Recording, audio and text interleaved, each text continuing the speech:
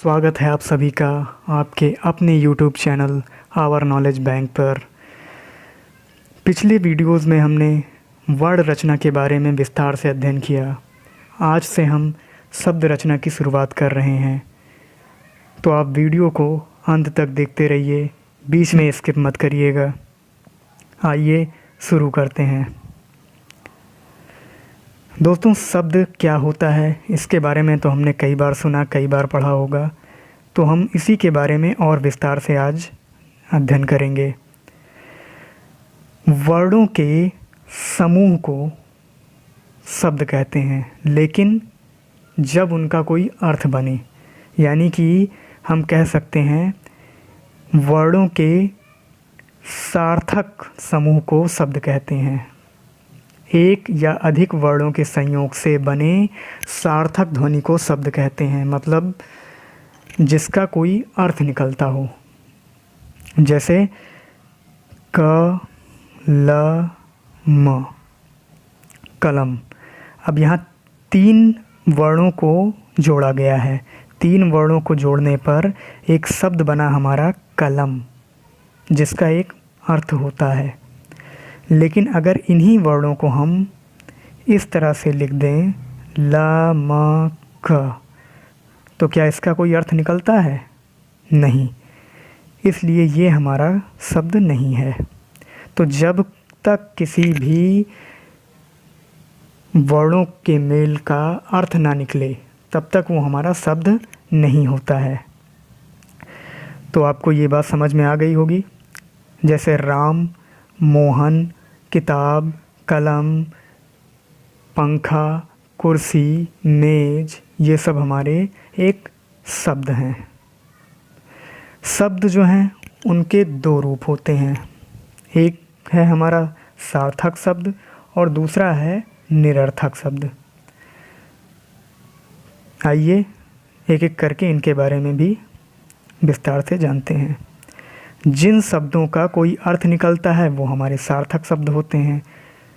जैसे सीता, कमल, गंगा, यमुना, हिमालय, सूर्य, चंद्र, ये सब हमारे सार्थक शब्द हैं।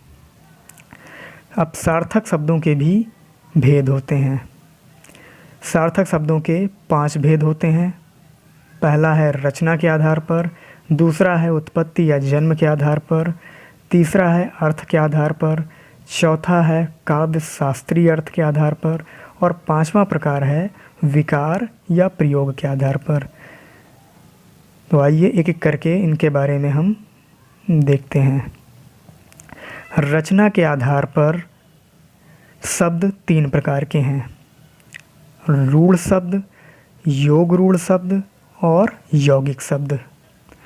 रूढ़ शब्द क्या होते हैं?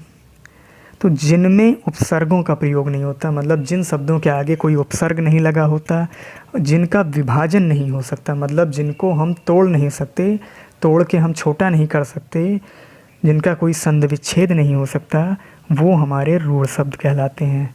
जैसे मकान, कलम, किताब, पुस्तक, मेज, कुर्सी, ये सब हमारे कैसे शब्द हैं? रूढ़ शब्द हैं। मतलब अगर हम इनको तोड़ देते हैं तो कोई मतलब इनका नहीं बनेगा, कोई अर्थ नहीं निकलता। इसलिए इन शब्दों को, इस तरह के जो शब्द होते हैं, इनको रूढ़ शब्द कहते हैं। दूसरा है हमारा योग रूढ़ शब्द। अब रूढ़ के आगे योग लग गया है, यानी इसमें एक से ज़्यादा रूढ़ शब्द मिल के बनते हैं। तो जब 2 रूढ़ शब्द मिलकर एक नया शब्द बनाते हैं और एक नया अर्थ उसका निकलता है, उसे योग रूढ़ शब्द कहते हैं। जैसे लंबोदर। अब लंबोदर यहाँ हम किसको कहते हैं? भगवान गणेश को। उसी तरह से हमारा पंकज, पंकज कहते हैं कमल को।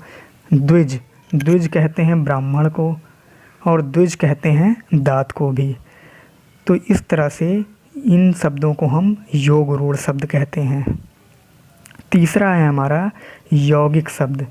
यौगिक शब्द वे शब्द जो 2 या 2 से अधिक सार्थक शब्दों से बने होते हैं, यौगिक शब्द कहलाते हैं। जिनमें 2 या 2 से अधिक यौगिक शब्द होते हैं। जैसे पाठशाला, विज्ञान, चिड़ियाघर, ये सब शब्द कैसे हैं? यौगिक शब्द। मतलब इनको अगर हम अलग कर देते हैं, जैसे चिड़िया और घर, तो इन दोनों शब्दों का एक अर्थ निकलता है। ये दोनों सार्थक शब्द हैं, इसलिए ऐसे शब्दों को हम यौगिक शब्द भी कहते हैं। आई होप आपको ये वीडियो पसंद आया हो। अगर आपको वीडियो पसंद आया तो प्लीज़ वीडियो को लाइक करिए, ज़्यादा से ज़्यादा लोगों को शेयर करिए, जिससे ये जानकारी हर किसी के पास पहुँचे, हर किसी के काम आ सके। और अगर आपने अभी तक चैनल को सब्सक्राइब ना किया हो तो प्लीज़ चैनल को सब्सक्राइब कर लीजिए, जिससे हम जो भी वीडियो अपलोड करें वो आपको अपडेट होती रहे। धन्यवाद।